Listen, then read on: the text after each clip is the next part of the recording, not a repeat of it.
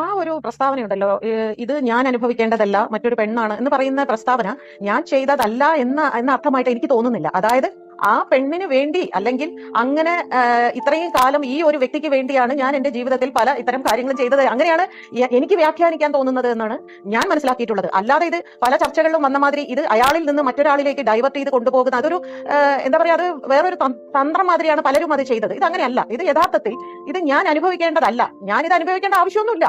ഇത് ഞാൻ അവർക്ക് വേണ്ടിയാണ് ഞാൻ ഇത് മുഴുവനും അനുഭവിക്കുന്നത്. അവരെ എന്റെ വീട്ടിൽ കൊണ്ടുവന്നത് അല്ലെങ്കിൽ എന്റെ ഭാര്യ ആക്കിയതിനും അതിനൊക്കെ ഞാൻ അനുഭവിക്കുന്നതാണെന്നാണ് ഞാൻ മനസ്സിലാക്കുന്നത്. അങ്ങനെയാണ്. അതിങ്ങനെ ഒരു ഈ വേർഷനാണ് എനിക്ക് കുറച്ചുകൂടി കൺവിൻസ്ഡ് ആയിട്ട് തോന്നുന്നത്.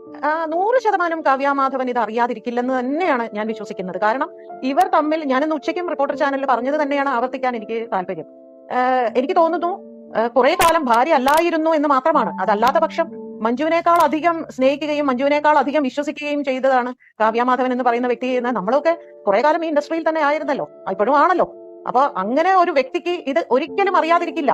അതുകൊണ്ടാണ് ഇതേ ബാലേന്ദ്രകുമാർ തന്നെ പറയുന്നുണ്ട്, പോയ കാര്യം എന്താ, അങ്ങനെ എന്തോ ഒരു ഡയലോഗ് കാവ്യാമാധവൻ ചോദിക്കുന്നുണ്ടല്ലോ ആ വീട്ടിൽ. അത് ബാലേന്ദ്രകുമാർ ഒരിക്കൽ പറഞ്ഞിരുന്നല്ലോ. അപ്പൊ ഇതെല്ലാം കാവ്യാമാധവനും ദിലീപും അറിഞ്ഞ് തന്നെയാണ് പൂർണ്ണമായിട്ടും ഇവരെല്ലാം ഇത് ചെയ്തിരിക്കുന്നത്. പക്ഷേ ആ വീട്ടിലുള്ള മറ്റുള്ളവർ അതിനുശേഷം അറിഞ്ഞവരായിരിക്കാം. ഒരുപക്ഷെ എനിക്ക് തോന്നുന്നത് അങ്ങനെയാണ്. അവർ ഒരുപക്ഷെ ഇത്രയും ഗൂഢാലോചനകളും ഒക്കെ അവർ കാണുന്ന ചേട്ടൻ ഒരിക്കലും ഇത് ചെയ്യില്ല, ചേട്ടൻ അങ്ങനെ ഒരാളല്ല എന്ന് വിശ്വസിക്കുന്ന കുടുംബക്കാരാണ് ആ വീട്ടിൽ എല്ലാവരും എന്നാണ് ഞാൻ മനസ്സിലാക്കുന്നത്. പക്ഷെ ഇവർ ഭാര്യ ഭർത്താവും, അല്ലെങ്കിൽ മുമ്പ് കാമുകനും കാമുകിയായിരുന്നു, പിന്നെ ഭാര്യയും ഭർത്താവുമായി. അതുകൊണ്ട് അവരെ സംബന്ധിച്ച് കാവ്യ അറിയാതെ ആ വീട്ടിൽ ഒന്നും നടക്കുമെന്ന് തോന്നുന്നില്ല. തീർച്ചയായിട്ടും കാവ്യക്ക് ഇതറിയാം. അതാണ് ഇതിന്റെ മറ്റൊരു നമ്മളെല്ലാം ചിന്തിപ്പിക്കുന്ന ഒരു വിഷയം.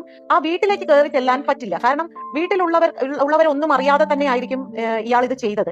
പക്ഷേ കാവ്യക്ക് ഇതറിയാം. അതുകൊണ്ടാണ് ഇദ്ദേഹം വല്ല ഷൂട്ടിങ്ങിലോ അല്ലെങ്കിൽ ഇദ്ദേഹം ഇല്ലാതിരുന്ന സമയമോ ഏതോ സമയമായിരുന്നിരിക്കാം. അപ്പോ വീട്ടിൽ കൊണ്ട് കൊടുക്കുന്നതിലും നല്ലത് പിന്നെ ലക്ഷ്യയിൽ കൊണ്ട് കൊടുക്കുന്നത് തന്നെ ആയിരിക്കും. അതായിരിക്കാം സേഫ്. മറ്റുള്ള ഈ പറയുന്ന സഹോദരനും അളിയനും മറ്റേ സഹോദരിയും പിന്നെ അമ്മയും ആരും അറിയാതിരിക്കാൻ, മകളും ആരും അറിയാതിരിക്കാൻ രണ്ടുപേരും സേഫ് ആയിട്ട് കളിച്ച കളി തന്നെയാണല്ലോ ഇത്. ഇതിൽ നിന്ന് നമുക്ക് മനസ്സിലാവുന്നത് അതല്ലേ.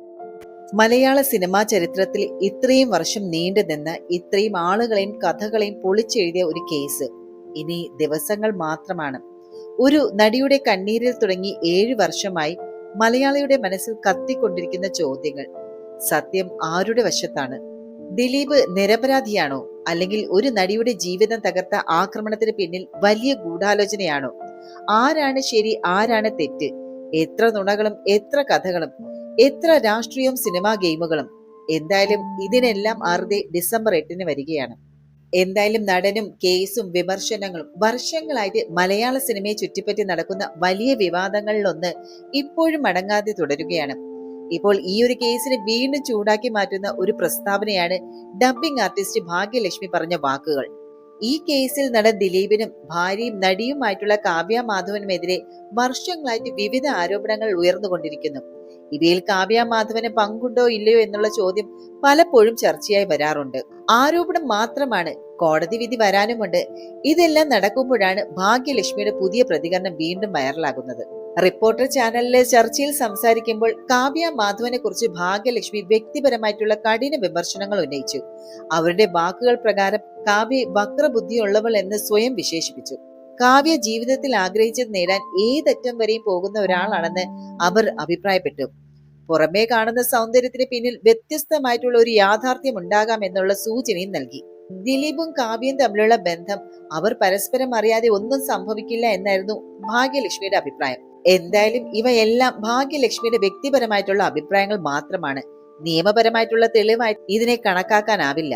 അവരുടെ ഈ ഒരു പ്രസ്താവനകളിൽ വ്യക്തിപരമായിട്ടുള്ള വിമർശനം, സ്വകാര്യ കുടുംബ ബന്ധങ്ങളെ കുറിച്ചുള്ള അഭിപ്രായ പ്രകടനം, കേസിനെ കുറിച്ചുള്ള കഠിന ആരോപണങ്ങൾ ഇതെല്ലാം ഉണ്ടായതുകൊണ്ട് തന്നെ സോഷ്യൽ മീഡിയയിൽ ഇത് വലിയ രീതിയിൽ ചർച്ചയായി മാറി.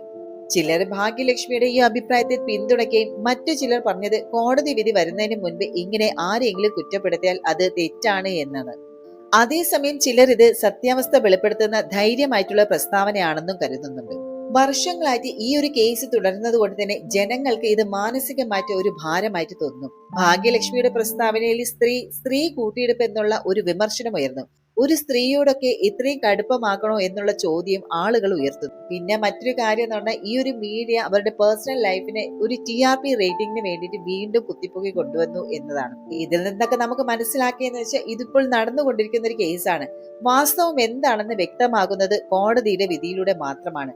ഭാഗ്യലക്ഷ്മിയുടെ പ്രസ്താവന അവരുടെ സ്വകാര്യ അഭിപ്രായം മാത്രമാണ്. അത് നിയമപരമായിട്ട് ഉള്ള ഒരു തെളിവൊന്നുമല്ല.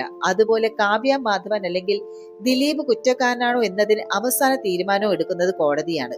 എന്തായാലും മലയാള സിനിമാ ചരിത്രത്തിൽ ഇത്രയും നീണ്ടു നിന്ന ഇത്രയും ആളുകളെയും കഥകളെയും പൊളിച്ചെഴുതിയ ഒരു കേസ് എന്ന് പറയാം. ഇനി ദിവസങ്ങൾ മാത്രമാണ് ഇതിനുള്ളത്. സമൂഹം കണ്ട ഒരു യഥാർത്ഥ ചിത്രത്തിലെ ഈ ഒരു കേസ് എന്ന് പറയുന്നത് ഒരു ക്രിമിനൽ കേസ് അല്ലായിരുന്നു. ഒരു വികാരം, ഒരു യുദ്ധം, ഒരു ഭിന്നത, അത് മാത്രമായിരുന്നു. ഇതിലെ കേരളത്തിലെ ജനങ്ങൾ മൂന്നായിട്ട് പിരിഞ്ഞു. നടിയുടെ വശത്ത് നിന്നവർ, അതായത് സ്ത്രീ സുരക്ഷ, സിനിമയിലെ അധികാര വ്യവസ്ഥ, സ്ത്രീ പറഞ്ഞാൽ വിശ്വസിക്കണം എന്നുള്ള നിലപാട്, പൾസർ സുനിയുടെ ക്രൂരത. പിന്നെ അടുത്തത് ദിലീപിന്റെ വശത്ത് നിന്നവരുമുണ്ട്. അവര് പറയുന്നത് വലിയ താരത്തെ തകർക്കാനുള്ള ഒരു കൊട്ടേഷൻ അല്ലെങ്കിൽ തെളിവില്ല എന്നുള്ള വാദവും, സിനിമാ മണ്ഡലത്തിലെ അസൂയയും അജണ്ടയും, താരത്തെ മനഃപൂർവ്വം കുടുക്കി എന്നുള്ള വിശ്വാസവും. ഈ ഒരു കേസിനെ പുറത്തു നിന്ന് നോക്കുന്നവരാണെങ്കിലോ ഇത് സത്യത്തിന്റെ പോരാട്ടമല്ല, ഇത് വാഗ്വാദത്തിന്റെ ഒരു യുദ്ധമാണ് എന്ന് പറയാം. അതായത് രാഷ്ട്രീയവും മീഡിയ ഗെയിമുകളാണ് ഇതിനെ വളർത്തി ഇത്രയും കൊണ്ടുവന്നത്. ഈ കേസിൽ സത്യം മാത്രമല്ല വാർത്തയായത്, സമൂഹത്തിന്റെ വികാരങ്ങളും വിരോധങ്ങളും കഥകളുമാണ് വാർത്തയായത്. ഈ ഒരു കേസുമായി ബന്ധപ്പെട്ട് സജി നന്ദ്യാട്ടിന്റെ കാഴ്ചപ്പാടെന്ന് പറയുന്നത് ഇത് ദിലീപിനെതിരെയുള്ള കൊട്ടേഷൻ എന്നാണ് അദ്ദേഹം പറയുന്നത്. സജി നന്ദ്യാട്ട് പറയുന്ന ഈ ഒരു ടൈം ലൈൻ നോക്കിയാലും മനസ്സിലായി. അതായത് ഫെബ്രുവരി 17 നടി ആക്രമിക്കപ്പെട്ടത്. ഫെബ്രുവരി 23 പൾസർ സുനി പിടിയിലാവുകയും ജൂലൈ 10 ദിലീപ് പിടിയിലാവുകയും അറസ്റ്റ് ചെയ്യുകയും. അതായത് 4 മാസം കഴിഞ്ഞാണ് ദിലീപ് അറസ്റ്റ് ആവുന്നത്. ഇവിടെ അദ്ദേഹത്തിന്റെ ചോദ്യം എന്ന് പറയുന്നത് ലോകത്തിൽ എവിടെയാണ് 4 മാസം കഴിഞ്ഞാണ് ഒരു മുഖ്യ പ്രതിയെ പിടിക്കാറുള്ളതെന്ന്. ഇത് പൂർണ്ണ നാടകമാണ് എന്നാണ് സജി നന്ദ്യാട്ടിന്റെ പ്രസ്താവന. പിന്നെ അദ്ദേഹം ചോദിക്കുന്ന ഒരു പ്രധാന വാദം എന്ന് പറയുന്നത് ദിലീപും കാവ്യയും വിവാഹം കഴിച്ചത് ചിലർക്ക് ചൊറുക്കായി എന്നതുള്ളതാണ്. അതിന്റെ പേരിൽ ഒരു തിരക്കഥയും രചിച്ചു പഴയ ക്രിമിനൽ ആയിട്ടുള്ള പൾസർ സുനിയെ സിനിമാ ലോകം തന്നെ പൊക്കിക്കൊണ്ടു വന്നു എന്നാണ് അദ്ദേഹം പറയുന്നത്. കഥയും സംഭാഷണവും കെട്ടുകഥ എല്ലാം ക്രമമായിട്ട് ഒരുക്കി ദിലീപിനെ ടാർഗറ്റ് ചെയ്തത്. ഇതാണ് സജി നന്ദ്യാട്ട് പറയുന്ന ഒരു പ്രസ്താവന എന്ന് പറയുന്നത്. സിനിമാ ലോകത്ത് കഥകൾ സ്ക്രീനിൽ മാത്രമല്ല കേട്ടോ, പുറത്തും എഴുതപ്പെടുന്നുണ്ട്. പലപ്പോഴും ഒരു നടന്റെ ജീവിതം പോലും ചിലർക്കുള്ള ഒരു കഥാപാത്രമാകുന്നു. ദിലീപിനെ അനുകൂലിക്കുന്ന മറ്റൊരു വ്യക്തിയാണ് രാഹുൽ ഈശ്വർ. ദിലീപിന് ഇതിൽ എന്ത് ലാഭമുണ്ട് എന്നാണ് അദ്ദേഹം ചോദിക്കുന്നത്. ഇതാണ് പ്രേക്ഷകരെ ഏറ്റവും ഡീപ്പ് തോട്ടിലേക്ക് കൊണ്ടുപോയത്. രാഹുൽ ഈശ്വർ ചോദിക്കുന്ന അടിസ്ഥാന ചോദ്യങ്ങളാണ് ആക്രമണ സമയത്ത് ദിലീപും കാവ്യ ജീവിതം സെറ്റിൽ ആവുകയാണ്. അതായത് കാവ്യ ആ ടൈമിൽ ഗർഭിണിയും കുടുംബ ജീവിതം ആരംഭിച്ച ഒരു സമയമായിരുന്നു.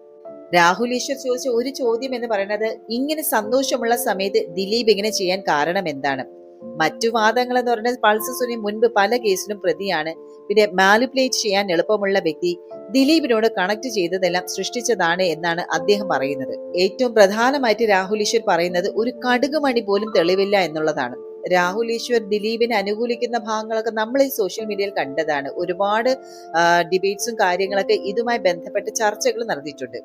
അടുത്ത ഉമ തോമസിന്റെ ആംഗിളിൽ നോക്കുവാണെങ്കിൽ സംഭവ ദിവസത്തെ യഥാർത്ഥ സംഭവങ്ങൾ എന്ന് പറയുന്നത്, ഉമ തോമസ് പറയുന്നത് നടി ആക്രമിക്കപ്പെട്ടതിന് ശേഷം ഒരു മുതിർന്ന നടിയുടെ വീട്ടിലേക്ക് അവിടെ നിന്നും PT തോമസിന്റെ ഒരു ഫോൺ.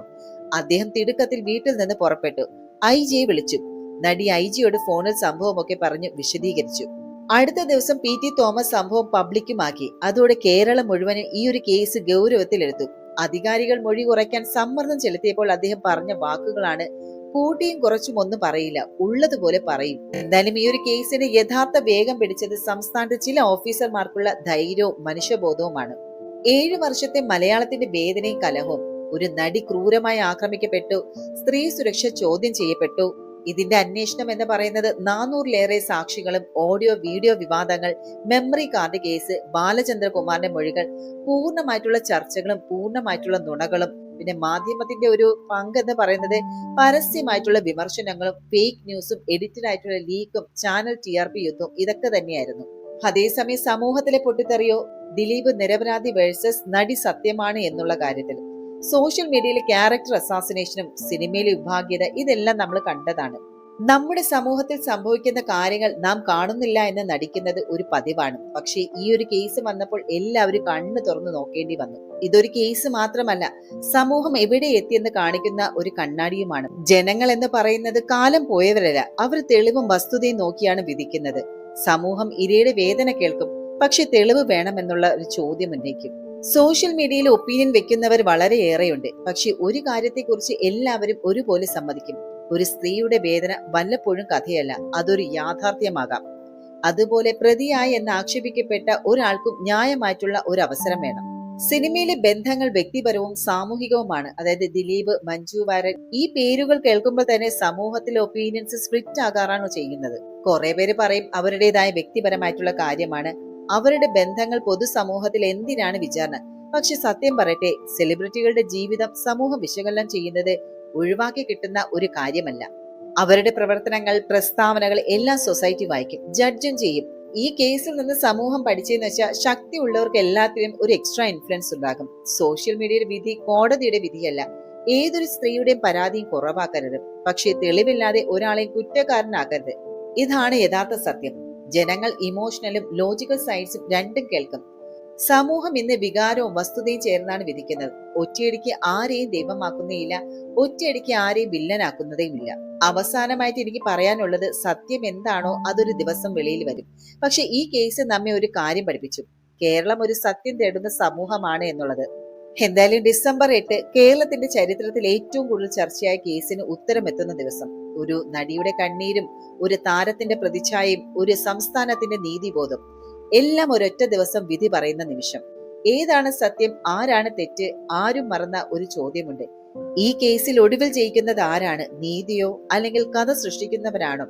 എന്തായാലും നിങ്ങളുടെ അഭിപ്രായം എന്താണെന്ന് കമന്റ് ബോക്സിൽ രേഖപ്പെടുത്തുക. വീഡിയോ ഇഷ്ടപ്പെട്ടാൽ ലൈക്ക് ചെയ്യുക, ഷെയർ ചെയ്യുക.